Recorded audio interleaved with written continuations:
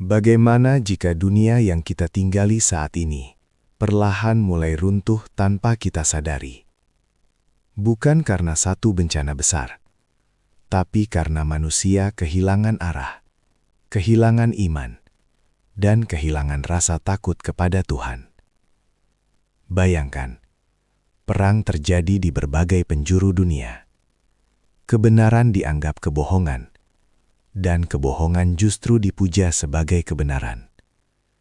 Orang jujur dianggap bodoh. Orang zalim justru dielu-elukan. Di saat itu, manusia mulai putus asa. Tidak lagi percaya pada pemimpin. Tidak lagi yakin bahwa dunia bisa menjadi lebih baik.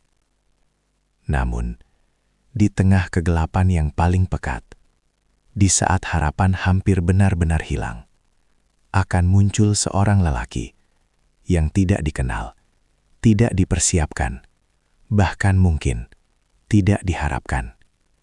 Namun dialah yang akan mengubah segalanya.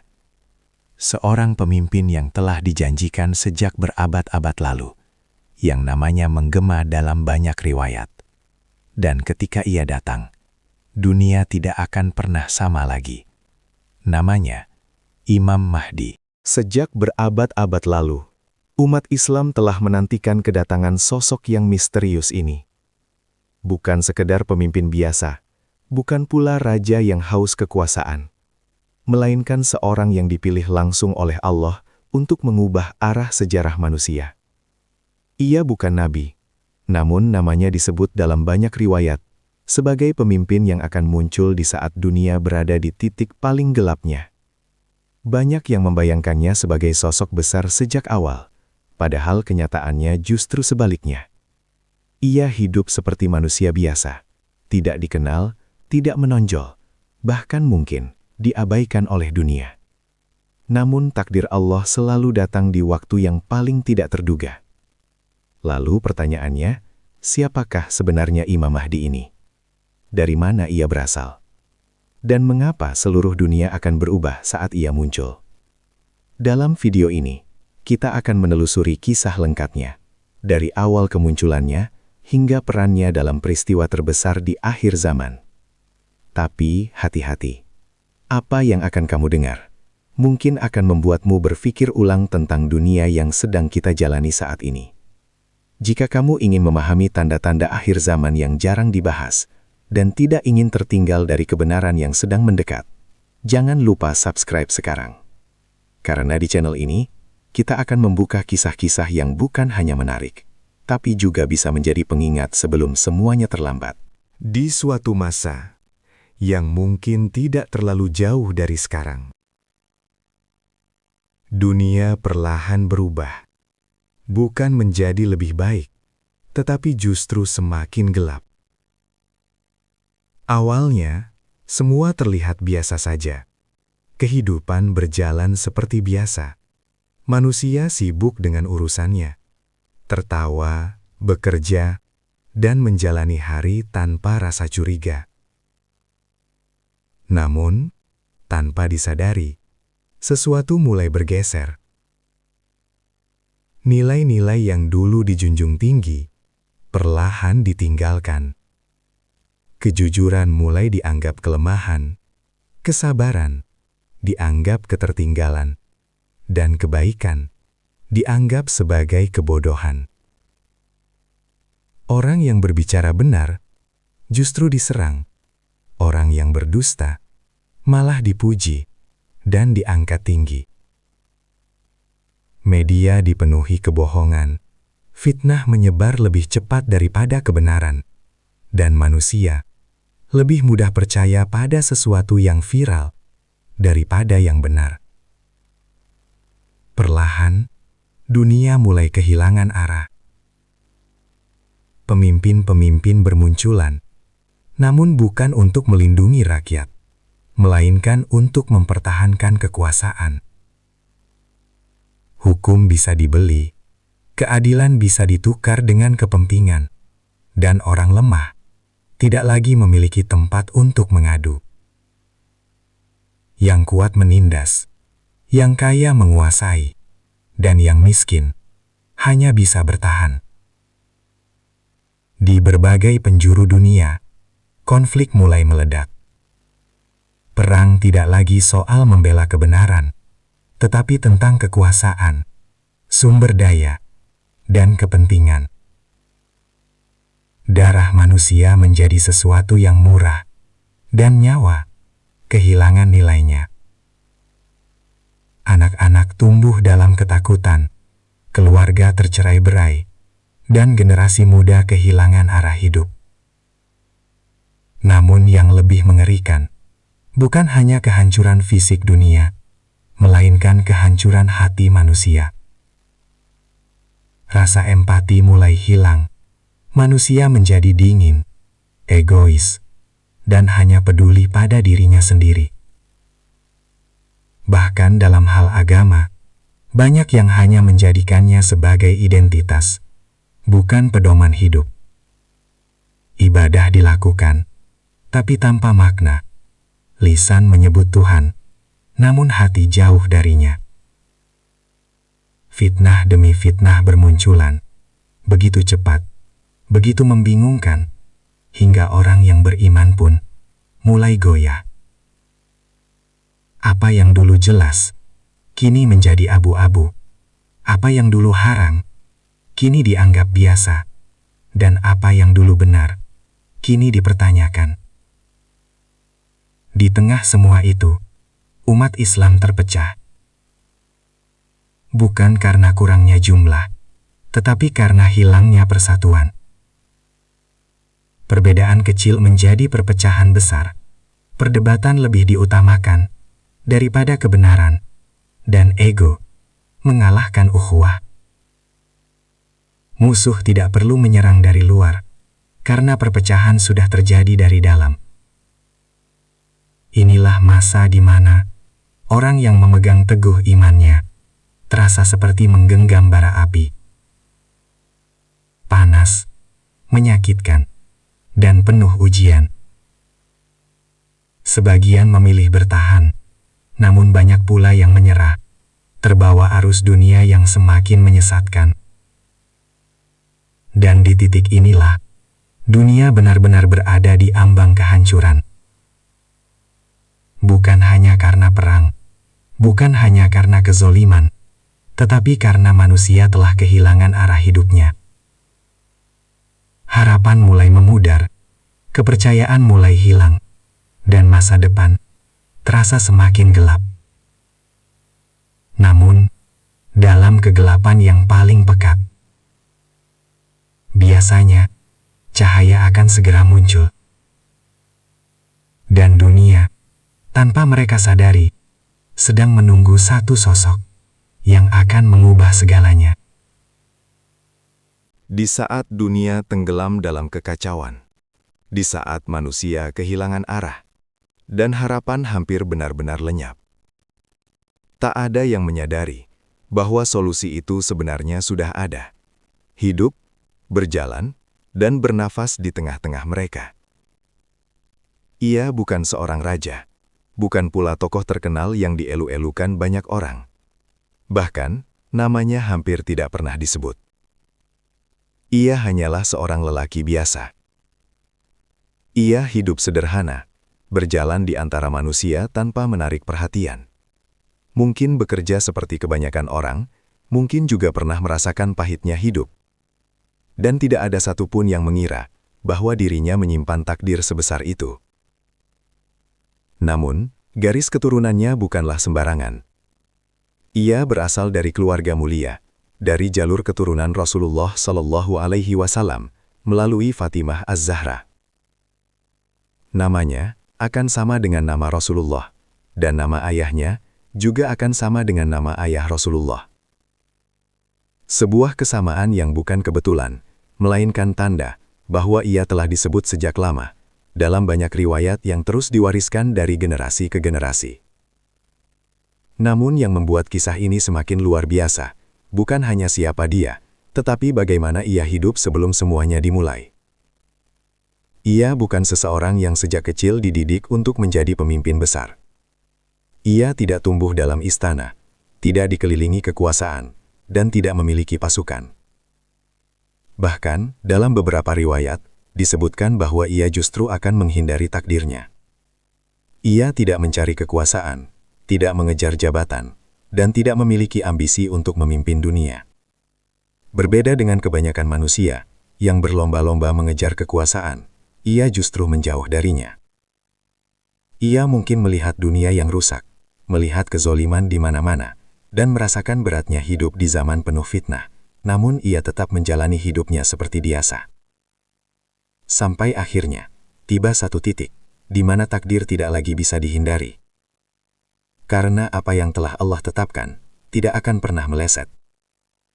Di saat manusia sibuk mencari solusi di luar sana, Allah telah menyiapkan jawaban itu dalam diri seorang yang bahkan tidak mereka perhitungkan. Dan inilah yang seringkali luput dari perhatian manusia, bahwa perubahan terbesar dalam sejarah tidak selalu datang dari mereka yang paling kuat atau yang paling terkenal, tetapi dari mereka yang dipilih oleh Allah di waktu yang paling tepat. Namun satu hal yang pasti, sebelum dunia mengenalnya sebagai Imam Mahdi, ia hanyalah seorang manusia biasa yang mungkin pernah merasa lelah, pernah merasa bingung, dan mungkin pernah merasa tidak berarti. Sampai akhirnya, Allah mengubah semuanya, bukan perlahan, bukan bertahap, tetapi dalam satu malam. Dan sejak saat itu, hidupnya tidak akan pernah sama lagi. Begitu pula dunia. Tidak ada tanda besar sebelumnya. Tidak ada pengumuman. Tidak ada persiapan panjang seperti yang dibayangkan manusia. Semua terjadi begitu cepat, begitu tiba-tiba, hingga dunia tidak sempat memahami apa yang sedang terjadi. Dalam sebuah riwayat disebutkan bahwa sosok ini akan diperbaiki oleh Allah dalam satu malam. Satu malam.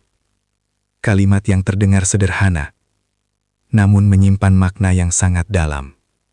Karena itu berarti, perubahan yang biasanya membutuhkan waktu bertahun-tahun, bahkan puluhan tahun, terjadi hanya dalam hitungan jam. Bayangkan, seseorang yang sebelumnya hidup biasa, tidak dikenal, tidak memiliki pengaruh besar.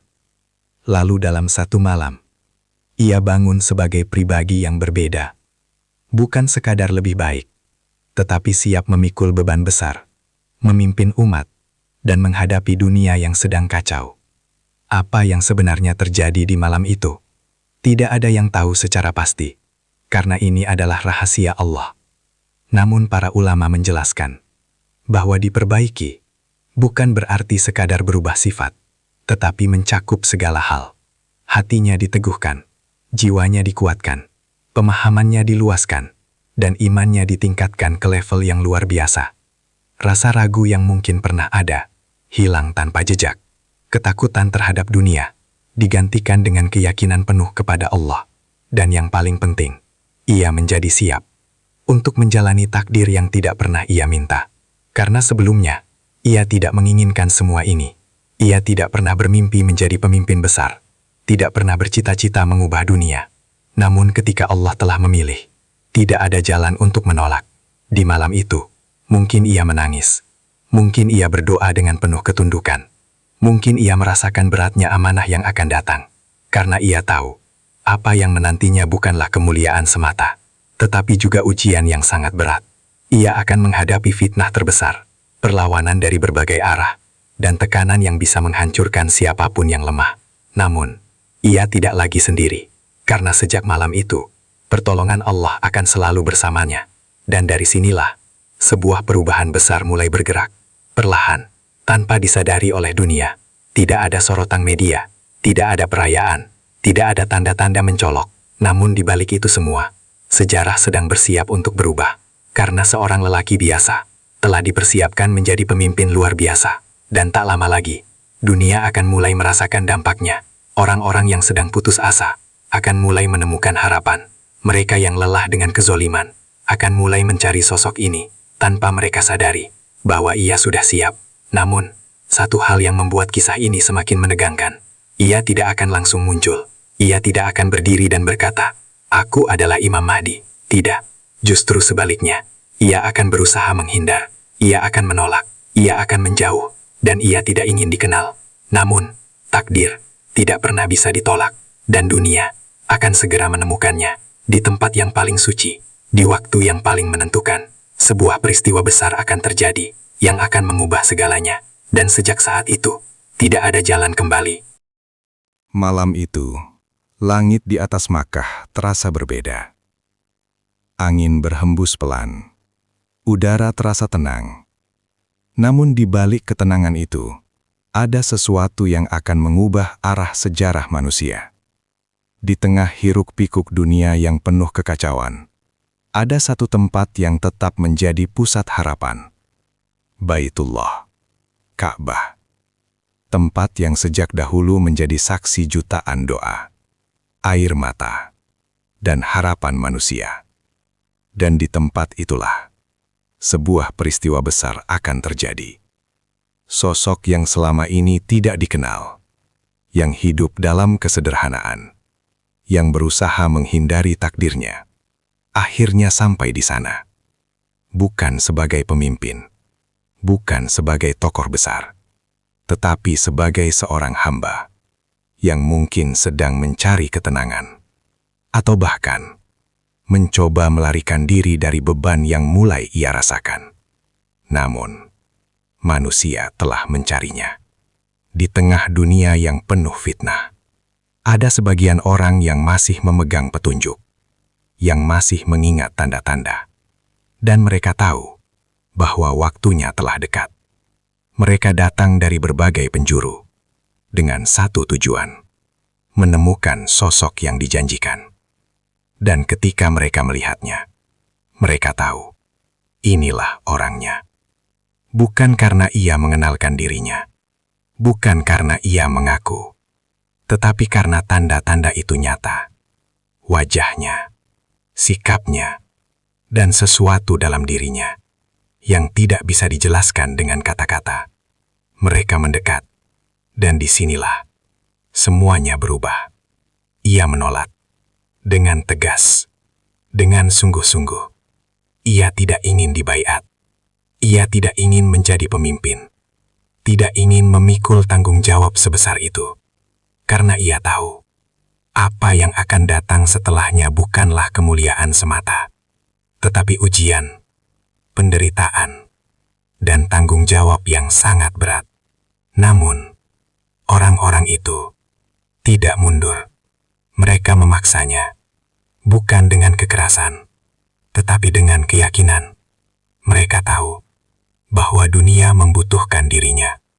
Dan akhirnya, di antara rukun Yamani dan makom Ibrahim, di tempat yang penuh keberkahan itu, terjadilah baiat.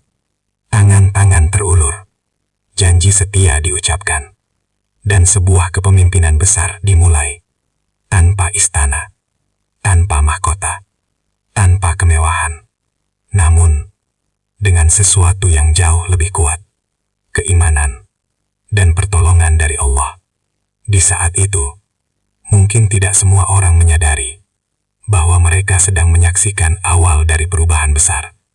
Namun, berita itu mulai menyebar dari Makkah ke seluruh penjuru dunia tentang seorang pemimpin baru yang tidak datang dari kekuasaan, tetapi dari takdir. Dan seperti yang telah diperingatkan, kemunculan ini tidak akan berjalan mulus, karena setiap cahaya akan selalu dihadang oleh kegelapan. Kabar tentang baiat itu tidak hanya sampai kepada orang-orang beriman, tetapi juga kepada mereka yang merasa terancam, para penguasa zalim yang selama ini menikmati kekuasaan, mulai merasa gelisah. Mereka tahu bahwa sosok ini bukan ancaman biasa. Ia bukan sekadar manusia, tetapi simbol perubahan. Dan perubahan adalah sesuatu yang paling ditakuti oleh mereka yang berkuasa. Maka, keputusan pun diambil. Pasukan dikirim untuk menghentikan semuanya sebelum semuanya terlambat. Namun, mereka tidak menyadari satu hal, bahwa apa yang telah dimulai di depan Ka'bah itu bukan sekadar gerakan manusia, melainkan bagian dari rencana Allah. Dan ketika Allah telah menetapkan sesuatu, tidak ada satupun kekuatan di dunia yang mampu menghentikannya. Apa yang terjadi setelah baiat itu akan menjadi bukti nyata bahwa ini bukan kepemimpinan biasa, tetapi awal dari sebuah takdir besar yang tidak bisa dihindari oleh siapapun. Kabar tentang baiat itu menyebar dengan sangat cepat. Dari Mekah ke kota-kota besar, ke istana-istana para penguasa, hingga ke telinga mereka yang selama ini hidup dalam kekuasaan dan kesombongan. Dan seperti yang sudah diperkirakan, reaksi mereka bukanlah penerimaan, melainkan ketakutan.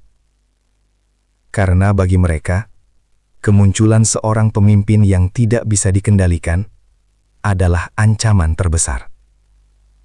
Ia tidak bisa dibeli, tidak bisa ditekan, dan tidak bisa diajak berkompromi dengan kezoliman. Maka, keputusan pun diambil. Sebuah pasukan besar disiapkan dengan satu tujuan: menghancurkan sosok ini sebelum pengaruhnya semakin meluas. Pasukan itu bergerak menuju Mekah dengan kekuatan penuh, dengan keyakinan bahwa mereka akan menang dengan mudah. Karena dalam pandangan mereka, ini hanyalah seorang lelaki biasa yang didukung oleh sekelompok kecil orang. Namun, mereka lupa satu hal, bahwa yang mereka hadapi bukan sekadar manusia. Perjalanan pasukan itu terus berlanjut, melintasi padang pasir, mendekati kota suci, hingga akhirnya mereka sampai di sebuah tempat yang akan dikenang sepanjang sejarah sebagai titik kehancuran mereka. Tiba-tiba, tanah yang mereka pijak mulai bergetar. Bukan gempa biasa, bukan getaran kecil, tetapi sesuatu yang membuat seluruh pasukan terdiam dalam ketakutan. Dalam hitungan detik, bumi terbelah, dan tanpa ampun menelan mereka satu persatu. Kuda-kuda mereka hilang, senjata mereka lenyap, dan pasukan yang begitu besar itu musnah tanpa sisa, seolah-olah mereka tidak pernah ada. Peristiwa itu menjadi tanda yang sangat jelas bahwa ini bukan peristiwa biasa. Ini adalah peringatan bahwa siapapun yang mencoba melawan takdir Allah akan berhadapan dengan kekuatan yang tidak bisa mereka pahami. Namun, itu baru permulaan, karena setelah peristiwa itu, fitnah tidak berhenti, justru semakin besar. Dunia mulai terpecah menjadi dua sisi, mereka yang percaya dan mereka yang menolak. Sebagian orang mulai datang, bergabung, dan memberikan dukungan. Namun di sisi lain, banyak pula yang meragukan, menyebarkan kebohongan, dan mencoba menjatuhkan kepemimpinannya. Fitnah muncul dari berbagai arah, berita palsu, tuduhan, dan propaganda. Semuanya diarahkan untuk menghancurkan kepercayaan umat. Dan di tengah semua kekacauan itu, muncullah fitnah terbesar dalam sejarah manusia. Fitnah yang bahkan disebut lebih dahsyat dari apapun, yaitu kemunculan Dajjal. Sosok yang membawa kebohongan luar biasa, yang mampu menipu manusia dengan hal-hal yang tampak seperti kebenaran. Ia menawarkan kemudahan, memberikan keajaiban, dan menjanjikan dunia yang penuh kenikmatan. Namun di balik semua itu, tersimpan kesesatan yang sangat dalam. Banyak manusia yang tertipu. Mereka mengikuti, mereka percaya, dan mereka meninggalkan kebenaran. Inilah masa di mana iman benar-benar diuji. Bukan hanya dengan rasa takut, tetapi juga dengan godaan. Bukan hanya dengan ancaman, tetapi juga dengan kenikmatan. Orang yang kuat imannya akan bertahan, namun yang lemah akan jatuh. Dan di tengah badai fitnah ini, Imam Mahdi berdiri, bukan sebagai penguasa yang mencari kemenangan, tetapi sebagai pemimpin yang berjuang mempertahankan kebenaran. Ia memimpin umat, menguatkan mereka, bahwa semua ini adalah ujian. Namun ia juga tahu bahwa apa yang akan datang jauh lebih besar. Karena pertempuran yang sesungguhnya belum dimulai. Dunia kini berada di ambang sesuatu yang jauh lebih besar, lebih gelam, dan lebih menentukan. Sebuah peristiwa yang akan menjadi titik balik bagi seluruh umat manusia. Dan semua itu akan segera terjadi. Setelah gelombang fitnah yang mengguncang iman, setelah dunia melewati ketakutan, perpecahan, dan kebingungan, perlahan sesuatu yang belum pernah dirasakan sebelumnya mulai muncul. Bukan suara perang, bukan teriakan ketakutan, melainkan ketenangan. Di bawah kepemimpinan Imam Mahdi, dunia yang sebelumnya gelap mulai berubah. Perubahan itu tidak terjadi dengan gemuruh, tidak dengan paksaan, tetapi dengan sesuatu yang jauh lebih kuat, keadilan. Untuk pertama kalinya dalam waktu yang sangat lama, manusia melihat pemimpin yang benar-benar memimpin karena Allah, bukan karena ambisi, bukan karena kekuasaan, dan bukan karena kepentingan pribadi. Setiap keputusan berdasarkan kebenaran, setiap kebijakan berdasarkan keadilan. Dan perlahan, dunia mulai merasakannya. Kezoliman yang dulu merajalela mulai menghilang. Penindasan yang dulu dianggap biasa, kini tidak lagi memiliki tempat. Orang-orang yang selama ini tertindas, akhirnya mendapatkan hak mereka. Dan yang paling mengejutkan, kemakmuran mulai melimpah. Bumi seolah-olah mengeluarkan seluruh berkahnya. Hujan turun dengan cukup, tanah menjadi subur, dan hasil bumi melimpah tanpa henti. Harta tidak lagi menjadi sesuatu yang diperebutkan, karena hampir setiap orang hidup dalam kecukupan. Bahkan dalam beberapa riwayat disebutkan bahwa orang yang ingin bersedekah kesulitan menemukan orang yang mau menerima. Bayangkan itu. Di dunia yang sebelumnya penuh keserakahan, kini manusia justru tidak lagi membutuhkan. Bukan karena mereka menjadi kaya raya, tetapi karena hati mereka menjadi cukup. Inilah perubahan terbesar, bukan hanya pada dunia luar, tetapi pada manusia itu sendiri. Keserakahan yang dulu menguasai hati, perlahan menghilang, digantikan dengan rasa syukur, ketenangan, dan keimanan. Umat Islam yang sebelumnya terpecah, kini kembali bersatu. Perbedaan tidak lagi menjadi alasan untuk bermusuhan, tetapi menjadi kekuatan. Mereka berdiri bersama dengan satu tujuan dan satu keyakinan. Persaudaraan kembali hidup, ukhuwah kembali terasa, dan dunia Islam kembali kuat. Namun bukan hanya umat Islam yang merasakan perubahan ini, seluruh dunia ikut merasakannya. Karena keadilan tidak memilih siapa yang layak, ia berlaku untuk semua. Orang-orang yang sebelumnya hidup dalam ketakutan, kini bisa tidur dengan tenang. Perjalanan yang dulu penuh resiko, kini menjadi aman. Seorang wanita bahkan bisa berjalan jauh tanpa rasa takut sedikit pun. Ini adalah masa yang mungkin hanya terjadi sekali dalam sejarah manusia. Masa di mana keadilan benar-benar ditegakkan, bukan hanya dalam kata, tetapi dalam kenyataan. Namun di balik semua keindahan ini, ada satu kenyataan yang tidak boleh dilupakan. Bahwa masa ini bukanlah akhir. Ini adalah masa keemasan terakhir sebelum datangnya peristiwa yang lebih besar. Sebuah ketenangan sebelum ujian berikutnya. Karena sejarah akhir zaman belum selesai. Dan meskipun dunia sedang berada di puncak kedamaian, langit sedang bersiap untuk mengirimkan sesuatu yang akan mengubah segalanya. Sekali lagi, sesuatu yang telah dijanjikan yang akan turun dari langit dan akan menjadi bagian dari peristiwa terbesar yang pernah disaksikan oleh umat manusia. Di saat dunia berada pada titik yang belum pernah dicapai sebelumnya, ketenangan menyelimuti manusia, keadilan ditegakkan, dan harapan kembali hidup di hati banyak orang. Tidak ada yang menyangka bahwa sebuah peristiwa luar biasa akan segera terjadi. Peristiwa yang bukan hanya mengubah arah sejarah, tetapi juga menjadi jawaban dari janji yang telah disampaikan sejak ribuan tahun lalu. Langit, yang selama ini tampak tenang, akan menjadi saksi.